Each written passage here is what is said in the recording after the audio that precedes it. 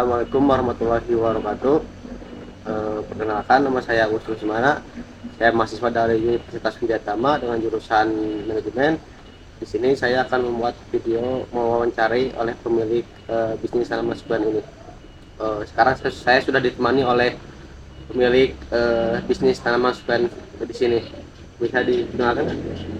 Nama saya Didin Hamzudin, pemilik tanaman sukulen dan tanaman hias. Eh, saya mau nanya Pak, sudah berapa lama sih berkecimpung di dalam bisnis tanaman sukulen ini? Jujur saya dulunya pekerja, cuman dari COVID kan semua dirumahkan, jadi saya dulunya iseng-iseng di dalam dunia sukulen ini. Tapi alhamdulillah rupanya ini sesuatu yang menjanjikan buat saya gitu. Dulunya sih awalnya dari situ, dari semenjak COVID sih. Oh, jadi hanya sampingan dulu mah gitu. Dulu hanya sampingan. Oke. Berarti sekarang sudah meluas banyak gitu. Alhamdulillah sekarang saya sudah punya pasar sendiri. Ya alhamdulillah adalah pemasukan dari tanaman sukulen ini. Berarti penjualan sekarang tuh bukan hanya ke lokal saja, berarti keluar juga sudah menjual gitu.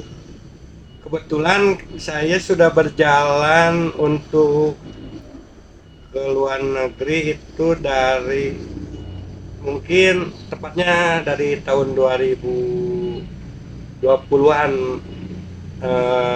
akhir lah. Jadi mungkin udah 3 tahun sekarang, jalan 3 tahun untuk pemasaran ke luar negeri. Itu sudah berapa negara sih yang dimasuki tanaman tersebut? Untuk negara sih kebanyakannya negara Eropa ya. Jadi kita sudah masuk ke Jerman, ke Belanda, ke Polandia, ke Ukraina, Ceko juga. Untuk Amerika Latinnya mungkin ke Chili sama Costa Rica, mungkin itu aja. Berarti udah hampir banyak beberapa negara ya. Ya alhamdulillah, alhamdulillah. Paling banyak itu pengiriman tuh beberapa pieces gitu. Paling banyak. Untuk saat ini alhamdulillah sekali pengiriman bisa sampai 200-300 pieces lah. Jadi 300 pieces. Iya kurang lebih segitu dalam sekali pengiriman. Tapi untuk harga itu sama nggak kayak misalkan penjualan di Indonesia, misalkan harga 30.000, luar negeri juga sama 30.000 gitu. Jelas beda, soalnya kita hitung-hitungannya untuk keluar kan kita resikonya sangat tinggi ya. Jadi kita normalnya kita 2 kali lipat dari harga lokal di Indonesia gitu, Berarti minimalnya. jadi berbeda ya harganya Tentu karena prosesnya terus resikonya juga lebih tinggi untuk ke luar negeri gitu. Berarti kalau untuk resiko atau hambatan buat pengiriman ke luar negeri itu ada nggak, misalkan kayak ada hambatan dari perjalanannya atau di saat lagi packingnya atau apa gitu? Untuk saat ini kendala yang utama sih dalam perjalanan ke luar ya, ke luar negeri. Jadi dari pihak negara yang dituju gitu. Jadi sekarang ada misalkan tahun ini kita mengirim, nah, nanti tahun depan bisa kebijakan negara tersebut yang dikirim itu bisa berbeda. Jadi kita harus konfirmasi dulu ke buyernya, ke pembelinya untuk konfirmasi kebijakan apakah berubah atau tidak gitu dari sananya. Takutnya kan kita kalau kebijakan berubah, misalkan tahun ini A, tahun depannya B, kita takutnya kan tanaman disita di bea cukai atau gimana gitu lah. Jadi prosesnya lama gitu sampainya gitu. Jadi yang proses pengamanan dari tiap tahunnya berbeda-beda ya? Kebanyakan ya seperti itu. Jadi contohnya kita pernah ke Belanda ya, tahun kemarinnya sampai tahun berikutnya kita belum ada konfirmasi dari customer bahwa ada regulasi baru di negara tersebut, jadi tanaman dikembalikan gitu. Jadi kita harus betul-betul konfirmasi ke customer dulu bagaimana gitu di sananya regulasi tersebut. Oke, berarti dalam proses pengiriman produk itu nggak gampang ya, ya? Cukup, Eh, cukup rumit juga gitu kan ya? Cukup rumit. Menurut saya cukup rumit, cukup rumit.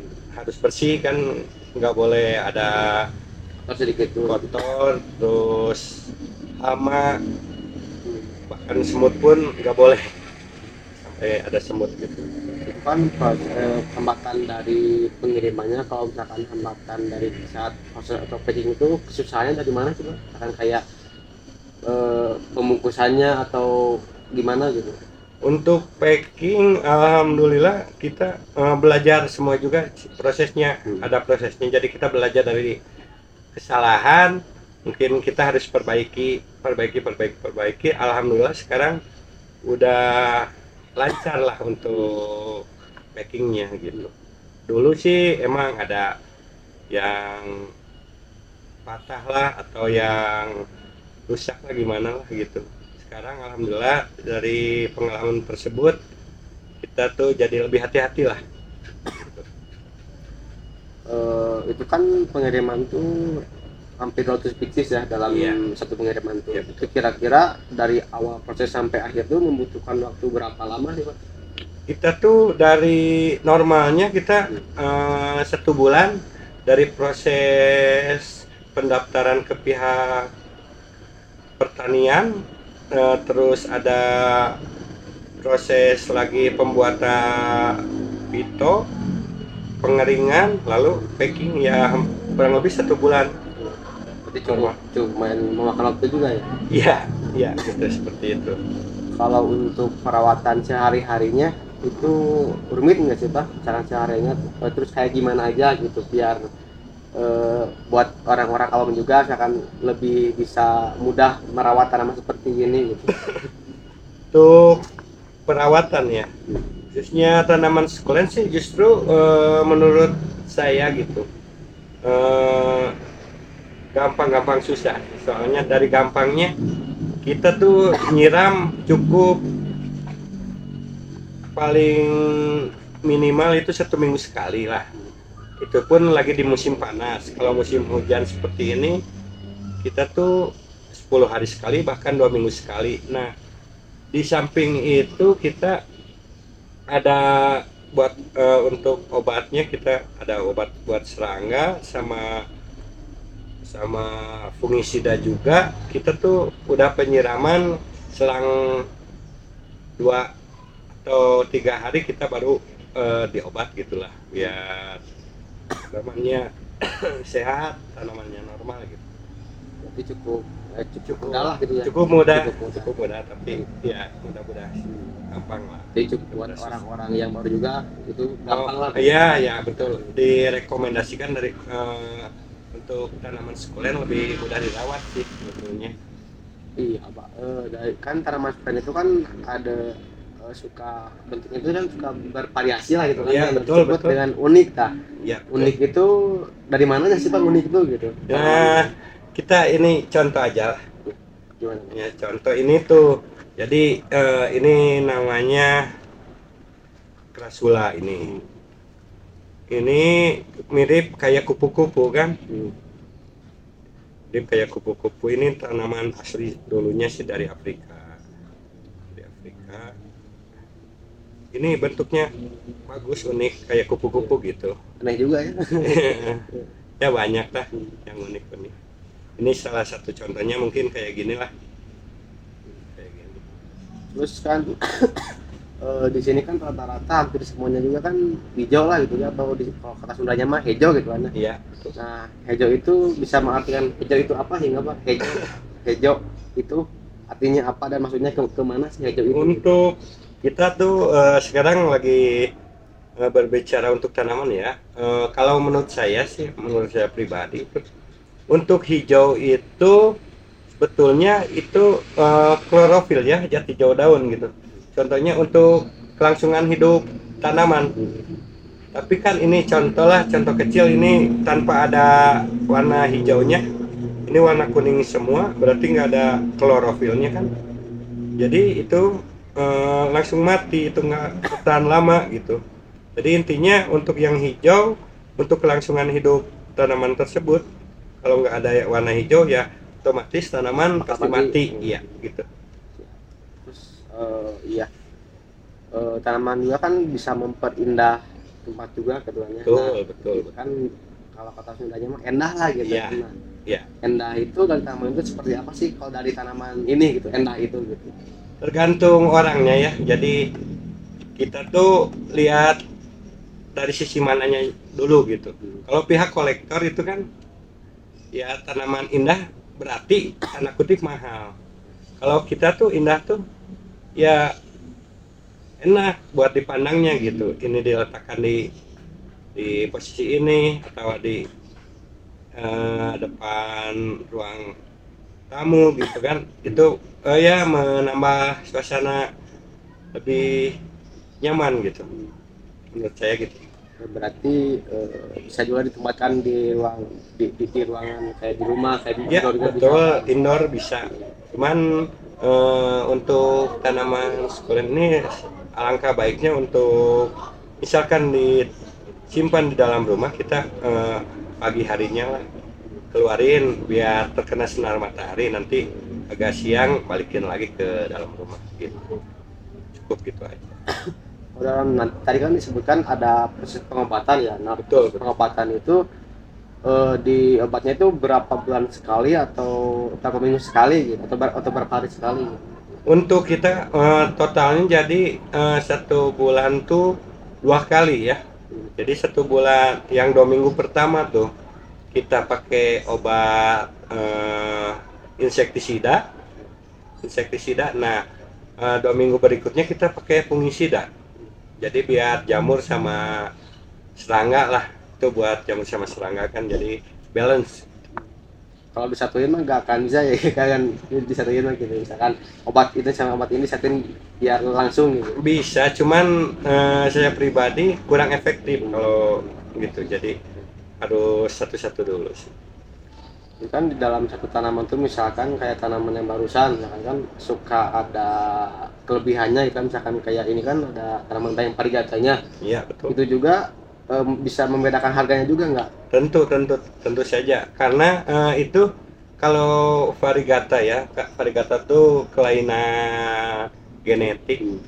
Jadi otomatis beda dari asalnya, beda dari induknya, itu pasti jauh lebih mahal karena pasarnya kita sekarang banyaknya yang variegata.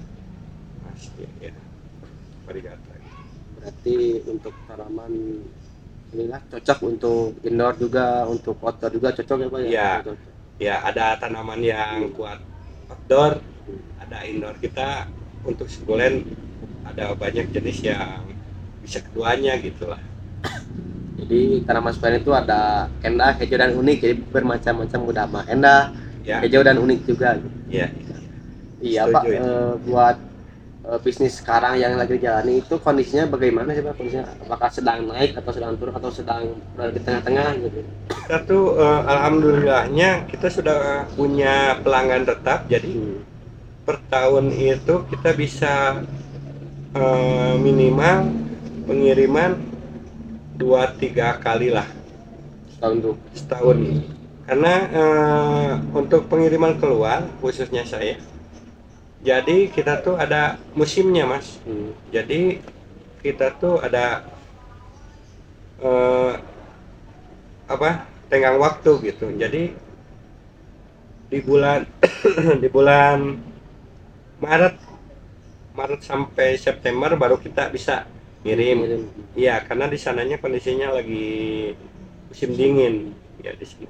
Oh jadi waktunya ditentukan nggak ngasal gitu aja Enggak, gitu. enggak.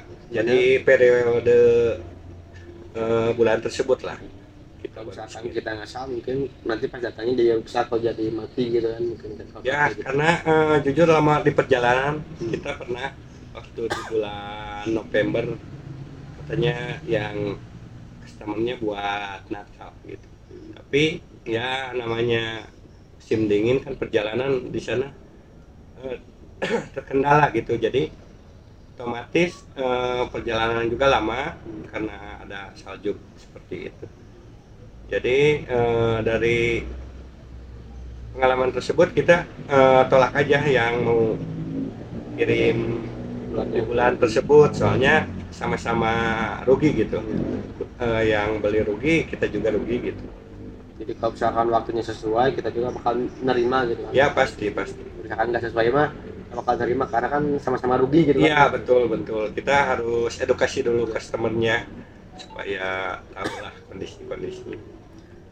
Berarti untuk kondisi sekarang masih lumayan lah gitu ya, masih karena kan tiap tahunnya udah punya langganan gitu kan. Iya.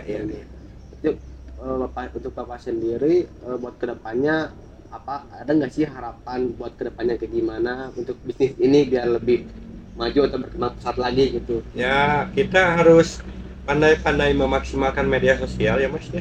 Soalnya kebanyakan customer, tentunya customer yang baru, kita